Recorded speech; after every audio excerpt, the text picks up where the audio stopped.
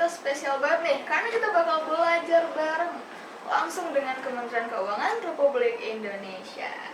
So, hari ini tuh kita bakal ngobrol yang seru banget karena Kementerian Mengajar udah masuk di tahap yang paling penting nih teman-teman, KM10. KM10 ini udah jalan berarti 1 dekade ya teman-teman ya, keren banget. So, buat teman-teman yang belum tahu, Kementerian Mengajar ini adalah program di mana nih para pegawai Kementerian Keuangan tuh langsung turun terjun ke lapangan untuk berbagi ilmu, semangat inspirasi untuk pengelolaan keuangan negara. Mau tahu lebih lanjut?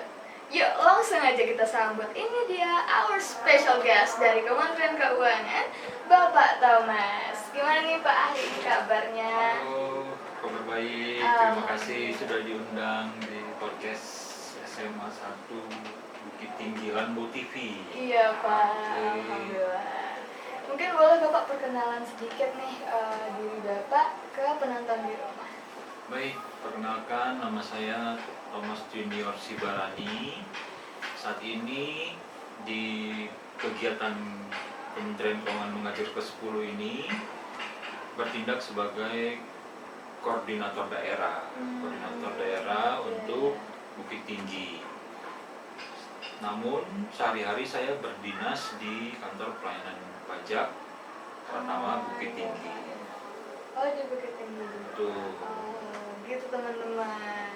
So, gini kita langsung aja kali ya Pak, karena nih banyak banget hal-hal yang pengen kami bahas. Silakan. Ya Pak, oke. Sekarang kan namanya KM10 ya teman-teman ya. Milestone tuh penting banget tuh Pak. Selain berbagi ilmu nih, sebenarnya indikator keberhasilan Kemenku itu dalam mengajar apa sih Bapak? Terus apa ya arti penting KM10 bagi perjalanan Kementerian Keuangan sendiri? Iya, jadi kalau kita berbicara indikator keberhasilan KM10, maka kita lihat yang pertama sekali adanya peningkatan cakupan sekolah dan jumlah partisipasi siswa. Jadi kalau di Kementerian Keuangan Mengajar ini untuk tahun 2025 ini mencakup sekolah mulai dari tingkatan SD, SMP, SMA, kemudian ada juga sekolah luar biasa, kemudian ada juga sekolah rakyat, ya sekolah yang baru-baru aja dibentuk pada pemerintahan Presiden Prabowo. Kemudian dari sisi jumlah siswa yang terlibat, tadi seperti sudah disampaikan pada saat kita upacara, sudah mencapai angka 70.000 siswa. Gitu. Karena kita selain di Indonesia, Sabang sampai Merauke, kita juga ada menyelenggarakan Kementerian Keuangan Mengajar di luar negeri. Oh, betul. Berarti nggak di Indonesia aja ya Pak ya? Ada di sekolah Indonesia yang terletak di Singapura, di Kuala Lumpur, di Tokyo. Berarti relawannya dari Indonesia langsung ke luar negeri gitu Pak? Atau relawannya nggak ke sana juga? Karena memang ini tidak menggunakan dana APBN, apabila ada relawan yang ingin terlibat di Kementerian Keuangan Mengajar luar negeri, dipersilakan sepanjang memang menanggung sendiri biayanya. Namun untuk saat ini memang mayoritas relawannya adalah warga negara Indonesia yang ada di luar negeri tersebut. Oh gitu. Berarti ini programnya tuh bukan cuma program seremonial doang ya Pak ya, tapi program itu memang menanamkan integritas dan pengelolaan keuangan negara gitu ya Pak. Betul. Jadi kalau kita berbicara kegiatan Kementerian Keuangan, tentu ada output yang ingin kita capai. Ya. Jadi tidak hanya seremonial, tapi bagaimana siswa-siswa itu mulai sejak dini diperkenalkan perihal keuangan negara. Apa itu anggaran pendapatan dan belanja negara? Bagaimana anggaran pendapatan dan belanja negara itu direncanakan, kemudian bagaimana ditetapkan menjadi undang-undang, kemudian bagaimana apa yang sudah dituangkan dalam anggaran pendapatan belanja negara tersebut dilaksanakan. Nah, setelah dilaksanakan bagaimana kemudian pelaksanaannya tersebut diawasi sampai kemudian dipertanggungjawabkan. Karena sebagaimana tagline Kementerian Keuangan Mengajar ke-10 tahun ini adalah uang kita membangun masa depan. Gitu. Keren banget teman-teman. Kak, kalau boleh tahu nih, selama 10 tahun ya perjalanan Kemenku Mengajar ini, ada nggak sih cerita yang paling berkesan tuh saat terjun di lapangan? Karena kita nggak tahu nih ya teman-teman, di lapangan tuh bakal terjadi kayak apa. Ada nggak Pak? Kayak cerita-cerita kecil tentang mungkin ada yang mengharukan atau menyenangkan, membanggakan. Boleh nggak Pak cerita sedikit aja soal itu? Iya, jadi memang penyelenggaraan Kementerian Keuangan Mengajar ini karena terlibat di seluruh Indonesia, maka kita juga menonjolkan hal-hal yang apa yang bisa diangkat dari daerah tersebut. Ya, misalnya kalau kayak tadi kita lihat di SMA 1 Bukit Tinggi, maka kita menonjolkan budaya ya. Kita lihat mulai dari ya tadi penyambutan ada tari, kemudian tadi apa itu yang seperti gendang itu yang cowok-cowok itu namanya apa ya, seni apa? Itu ronda ya. Nah itu kita tonjolkan. Kenapa? Supaya selain tadi kita berbicara keuangan negara, kita juga ingin melestarikan budaya kita. Karena kekuatan bangsa Indonesia salah satunya adalah di budaya. Jangan sampai budaya kita juga tergusur oleh budaya-budaya yang dari luar, sehingga kita apalagi generasi muda tidak tahu, lupa budayanya seperti itu. Apalagi di era digitalisasi sekarang ya Pak ya. Digitalisasi, informasi semakin cepat ya, tidak ada batas. Nah, kegiatan ini kita harapkan dapat menonjolkan kearifan lokal dari daerah masing-masing. Wow, merinding banget ya teman-teman. Kadang dari hal sederhana buat berbagi pengalaman kayak gitu, menonjolkan budaya kayak gitu tuh bisa bikin titik balik buat siswa tuh, ini loh budaya gue gitu. Iya kan Pak? Mereka makin kayak gue lebih dekat ke budaya gue gitu. Benar banget. Terus Pak, kita masuk nih ke topik yang sering banget, yang deket banget sama pendengaran kita, keuangan.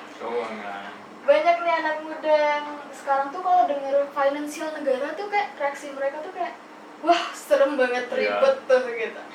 Jadi gimana sih caranya biar Kemenku itu bisa lebih dekat nih, bisa lebih dipahami gitu sama anak-anak muda zaman sekarang kan Pak, supaya nggak ada lagi nih miskom antara masyarakat dan juga Kemenku. Karena sekarang sebalik lagi kita di era digitalisasi, berita itu nyampur, yang hoax yang benar nyampur aja semua. Apalagi masyarakat kita tuh literasinya masih agak kurang gitu kan Pak ya. Jadi gimana nih Kemenku memberitahu inilah Kemenku gitu. Iya, betul. Maka kita kembali lagi kepada era digitalisasi, arus informasi yang sudah tidak terbatas gitu ya. Namun ada hal-hal yang patut kita cermati, bahwasanya tidak seluruh informasi yang kita terima itu benar gitu ya. Apalagi kemudian ada terminologi atau istilah-istilah yang tidak dipahami, misalnya gitu di tingkat anak-anak muda. Tentu istilah-istilah yang ada di keuangan negara itu masih sedikit jarang didengar, misalnya gitu ya. Nah itulah makanya kita mendekatkan diri, kita yang datang kepada teman-teman yang ada di sekolah-sekolah, bagaimana agar keuangan negara itu tidak hanya didengar misalnya di media-media sosial, di media cetak, di televisi misalnya gitu. tapi didengar langsung dari memang kita sebagai praktisi keuangan negara. Maka kita akan menyampaikan materi-materi keuangan negara tersebut dengan paradigma siswa.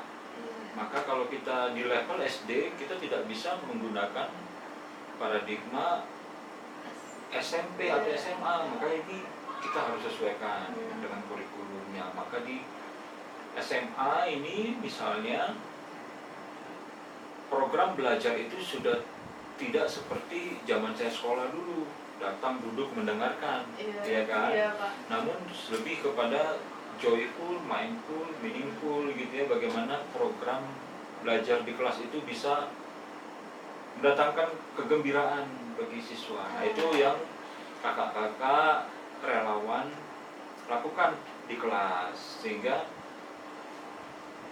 keuangan negara itu dapat dipahami dengan pola pikir siswa. Iya. Seperti itu. Biar nggak ada miskonsepsi gitu. Benar, ya, Pak. Ya. dengan bahasa-bahasa yang dapat dimengerti. Ya apalagi sekarang Gen Z itu mereka tuh pengen yang cepet, yang visual, yang relatable sama mereka gitu ya, Pak, ya. Jadi kalau Kemenku nanti hadir dengan gaya yang friendly tapi tetap berbobot, itu pasti pahamnya cepet nyampe gitu ya, Pak. Betul sekali, itu yang memang kita coba untuk kejar. Ya. Ngomong-ngomong soal literasi ini, Pak, kalau Indonesia itu kan tantangannya literasinya ya, Pak, ya, finansial, apalagi literasi finansial nih masih sangat rendah, gampang banget dihasut sana sini gitu ya, Pak, ya. Menurut Bapak nih, kita ke Gen Z dulu nih ya. Betul. Tantangan terbesar ngajarin literasi keuangan ke Gen Z itu apa sih, Pak? Iya, tantangan terbesar membumikan literasi, terutama literasi keuangan ya, kepada Gen Z. Maka kita tidak bisa menyampingkan informasi yang berlimpah, ya, informasi yang berlimpah. Namun informasi itu tidak terfilter, gitu. Ya. Apalagi teman-teman Gen Z terutama kurang melakukan cross check misalnya, ya, cross check. Karena cross check itu penting. Jadi misalnya kita menerima satu informasi, maka kemudian informasi yang kita terima ini harus kita lakukan, apakah yang saya terima ini benar, gitu ya. Nah, informasi itu harus kita saring, bagaimana agar informasi yang kita terima itu masuk ke dalam mindset kita, itu adalah informasi yang benar. Nah, jadi maka kemudian mindset itu bukan berupa mindset yang tadi instan tadi, ya kan? Cepat aja. Ya. Kemudian ada yang juga mulai menjamur di generasi Gen Z ini, FOMO misalnya gitu ya. FOMO tuh paling susah banget dihilangin, Pak. Itu FOMO itu maka kemudian akan berpengaruh kepada pengelolaan keuangan pribadi. Ya, karena bakal timbul lah gaya hidup hedonisme ya, Pak, ya. Maka kalau kita berbicara bagaimana kita mengelola keuangan negara, tentu kita harus mampu mengelola keuangan pribadi kita dulu. Jadi hindari mindset yang instan, hindari mindset FOMO tadi. Setuju banget ya, Pak. Nah, kalau nanti semisal KM10 ini udah selesai nih ya, Pak, ya, apakah ada peluang lainnya buat sekolah-sekolah untuk berkolaborasi gitu? Misalnya kayak mentoring atau akses materi belajar, atau mungkin kayak program jangka panjang. Karena setelah KM10 ini pasti kayak mereka mikir, ini abis ini kita mau ngapain nih? Ada nggak ya program yang bisa kita lanjutin yang bermanfaat tuh jangka panjang gitu, Pak? Ada nggak, Pak? Betul. Jadi KM10 ini adalah program tahunan yang continue dilakukan. Jadi setelah KM10 maka tahun depan pasti akan dilakukan kembali. Nah, kalau misalnya SMA 1 ingin didatangkan lagi sebagai sekolah kolaborator Kementerian Keuangan ke-11 di tahun depan, maka hal itu sangat terbuka kemungkinannya. Agar apa? agar ada kontinuitas dari KM 10 tahun ini kepada KM 11 tahun depan. Kemudian juga perihal literasi keuangan, maka Kementerian Keuangan memiliki website-website yang terbuka bagi publik. Berarti bisa diakses publik ya Pak? Bisa banget diakses publik, bagaimana agar masyarakat memahami apa itu keuangan negara, apa itu APBN, apa itu pengawasan keuangan negara, bagaimana anggaran itu disalurkan kepada kementerian-kementerian, kepada pemerintah daerah.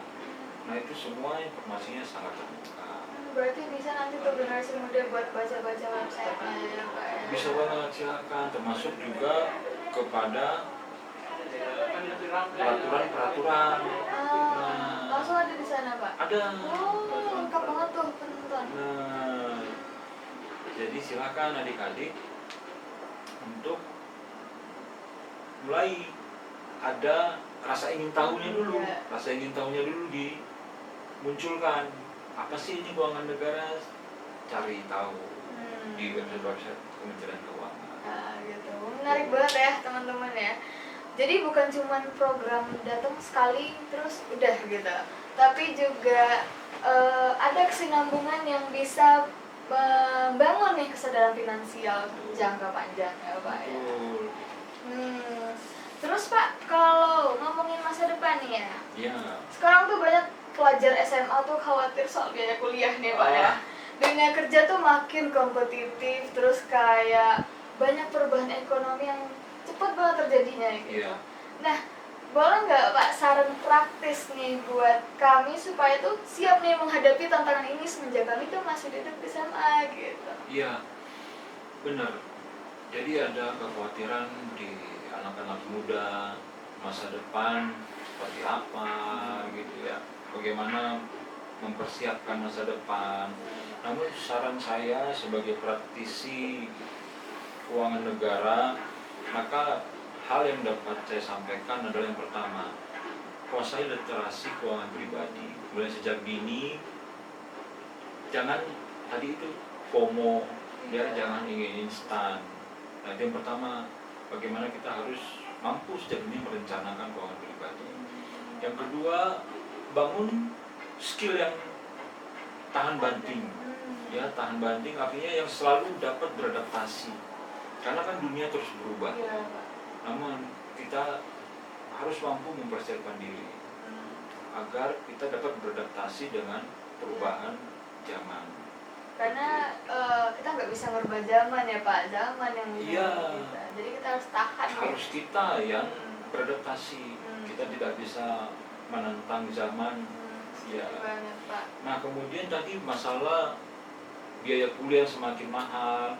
Nah pemerintah seperti adik-adik tahu itu menganggarkan 20% dari APBN. Ya, dari tadi kita dengar bersama waktu pembukaan, waktu amanat. Misalnya contoh ada 1 juta uang APBN, maka 200.000-nya itu untuk pendidikan. Nah, pendidikan itu disalurkan kepada lembaga-lembaga penyelenggara beasiswa. Salah satunya yang ada di Kementerian Keuangan, LPDP. LPDP. Nah, adik-adik nanti silakan selesai dari SMA atau mulai sekarang. Bisa dari sekarang Pak? Bisa direncanakan gitu, mau menuju kemana, kemudian apa persyaratannya, apa yang harus dipersiapkan. Jadi pemerintah sudah memfasilitasi, tinggal bagaimana kita mampu menangkap peluang. Seperti itu. Jadi itu bukan soal uang doang ya Pak, tapi soal karakter dan kesiapan mental kita nih buat di dunia luar nanti nih ya Pak ya. Buat beradaptasi gitu. Notit banget tuh teman-teman ya, jangan lupa dicatat tuh. Jadi Pak, sekarang kan banyak nih anak bunda yang pengen berkontribusi ya buat negara. Tapi tuh mereka bingung, ini mulainya di mana, jalur apa nih? Mungkin ada nih Pak CPNS. Tapi yang kita tahu CPNS itu sangat kompetitif dan sangat ketat juga ya Pak ya dalam menseleksi orang-orang yang bakal masuk ke negara gitu Pak. Ada nggak sih Pak jalur lain atau pintu yang terbuka lebar nih buat generasi muda supaya bisa tetap terlibat dan ikut belajar di Kemenkeu Pak? Ya, jadi Kementerian Keuangan itu betul sekali memang untuk bisa menjadi pegawai harus melalui jalur yang namanya calon pegawai negeri sipil. Namun di luar itu Kementerian Keuangan mengadopsi, menangkap keinginan masyarakat bagaimana supaya bisa turut terlibat atau bagaimana agar lebih memahami apa itu keuangan negara. Maka Kementerian Keuangan menyelenggarakan yang namanya ada program magang misalnya internship. Itu bisa dilihat nanti di website Kementerian Keuangan. Kemudian ada program seperti ini, Kementerian Keuangan mengajar menjadi relawan misalnya gitu. Kemudian ada kelas-kelas webinar, kelas-kelas yang terbuka untuk umum. Nah itu silakan diikuti. Kemudian ada program kolaborasi riset. Nah jadi adik-adik yang mulai sejak dini ditanamkan jiwa penelitinya, silakan bergabung dengan komunitas-komunitas penelitian di Kementerian Keuangan. Jadi banyak yang bisa ditempuh. Nah itu dia tuh teman-teman. Ternyata tuh banyak pintu yang bisa kita coba asal aktif mau nyari informasi ya Pak ya. Karena kalau kita nggak nyari informasi nih, orang bakal duluan gitu. Jadi kita ketinggalan tuh teman-teman. Jadi kadang kalau boleh jujur tuh ya Pak ya, kadang anak SMA tuh merasa jauh banget dari apa sih namanya urusan negara gitu ya Pak ya. Padahal sebenarnya bisa banget tuh dari hal-hal kecil kayak tadi ya Pak ya. Nah ngomong-ngomong nih Pak soal finansial, tips simple dong Pak gitu, biar anak SMA tuh nggak jadi sultan 3 hari, terus sisanya kita survival mode akhir bulan gitu. Iya, jadi kalau teman-teman rajin misalnya melihat-lihat sosial media pasti banyak ya yang berbagi tentang tips keuangan ya, mulai influencer ya bagaimana sejak dini bisa ditanamkan pengelolaan keuangan. Maka tips yang bisa saya berikan adalah kalau misalnya yang pertama orang tua kita memberikan uang saku, maka uang saku itu kita sisihkan dulu, kita utamakan dulu untuk tabungan misalnya gitu ya. Maka kita harus bisa membedakan mana yang kebutuhan, mana yang keinginan. Ya, jadi kalau memang butuh maka kita beri itu porsi yang lebih besar, misalnya 50% dari uang saku kita, karena memang itu kita butuh. Kemudian untuk tabungan jangan lupa 30% kita plot untuk tabungan. Kemudian untuk yang keinginan tadi itu ternyata memang kita tidak butuh, cuman karena melihat teman-teman, maka kita boleh untuk memuaskan misalnya gitu ya keinginan pribadi kita, tapi porsinya cukup kecil aja, hanya 20% gitu, tidak perlu besar-besar. Kemudian catatan pengeluaran kita itu harus ada. Itu sebagai alat kita kontrol, alat pengendalian kita. Nah, kemudian cara hindari jajan emosional. Ya kan? Ini bagus beli gitu. Padahal kita tidak butuh gitu. Nah, kurang lebih seperti itu sih. Noted banget nih teman-teman, jangan lupa itu tuh diaplikasikan ya ke diri masing-masing gitu. Jadi Sultan 3 hari tuh harus jadi smart spender sepanjang bulan gitu.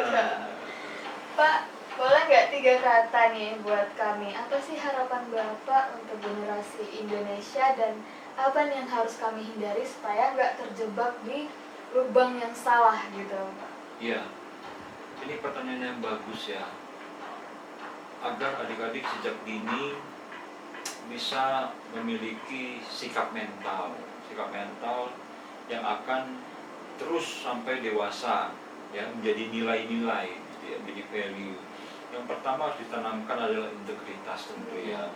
Integritas itu bagaimana kita menjaga kejujuran, bagaimana apa yang kita ucapkan itu sejalan dengan apa yang kita lakukan. Nah, itu integritas.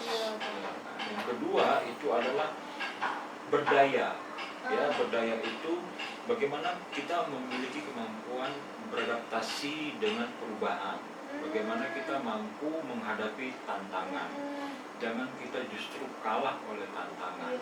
Tapi kita harus mampu mengelola tantangan tersebut menjadi peluang. Nah, yang ketiga, berkontribusi. Kita tentu tidak hidup di dunia sendiri. Kita punya keluarga dekat, keluarga besar, kemudian tetangga, masyarakat. Kita berkehidupan sosial. Ya, kita harus mulai berpikir apa yang dapat kita lakukan, apa yang dapat kita berikan kontribusi bagi masyarakat. Seperti Kementerian Keuangan mengajar ini adalah kontribusi kami sebagai pegawai Kementerian Keuangan buat adik-adik di bangku sekolah. Nah, seperti itu. Kemudian 3 hal yang harus dihindari. 3 hal harus dihindari adalah korupsi kecil-kecilan. Ya, misalnya manipulasi uang jajan, uang kas. Kemudian ada apakah mungkin ada yang masih titip absen misalnya gitu ya. Nanti adik-adik masuk ke bangku kuliah tuh mulai sering tuh ketemu titip absen ya. Ini awal dari hilangnya integritas tadi. Kemudian yang kedua, yang sudah kita bahas di depan tadi, FOMO finansial. Itu hilangkan. Ingat apa yang kita butuhkan, bukan apa yang kita inginkan. Yang ketiga tentu hindari sikap pasif, hindari sikap apatis. Ya, kita harus aktif. Nah, seperti ini misalnya di dunia broadcast adik-adik. Nah, ini sikap aktif adik-adik untuk bisa memberikan kontribusi di sekolah. Kemudian melalui broadcast ini misalnya menyebarkan hal-hal positif bagi teman-teman, ya, sehingga teman-teman tidak cuek, tidak apatis, ya, jadi pengaruh gitu ya. Iya, memberikan pengaruh yang baik. Keren banget ya guys. So, terakhir nih Pak, satu pesan untuk generasi muda. Gimana sih caranya jadi anak yang bukan cuma pengen sukses nih, tapi juga pengen berkontribusi di dalam hal yang positif nih Bapak, buat bangsa ya Pak. Buat bangsa, baik.